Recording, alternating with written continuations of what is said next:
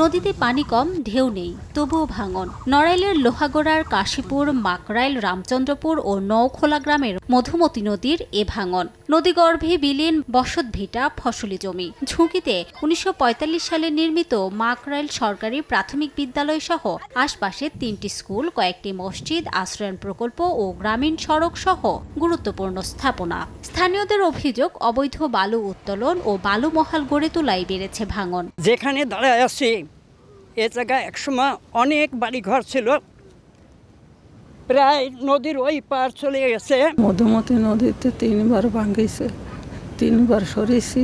নদী ভাঙনের কারণে আমার শিক্ষার্থীর সংখ্যা কম হয়ে গেছে, বসতভিটা উঠে গেছে। এখানে সরকারি প্রতিষ্ঠান আছে, প্রাইমারি স্কুল, মসজিদ, তারপরে কবরস্থান, এই সবগুলো রক্ষার জন্য একমাত্র স্থায়ী বাদী হচ্ছে বিকল্প ব্যবস্থা। আমরা চাচ্ছি সরকারের কাছে সহায়তা, যে আমাদের নদীটা বাঁধতে দিক।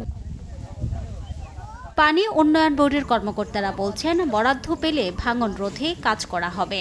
স্থায়ীবাদের জন্য প্রস্তাব দিয়েছি, প্রেরণ করছি, তবে অস্থায়ীভাবে অন্তত এই বর্ষা মৌসুমেও যাতে আমাদের ক্ষতিটা কম হয়, ক্ষতির পরিমাণটা যাতে কমানো যায়, সেই ব্যাপারে আমরা উদ্যোগ গ্রহণ করেছি।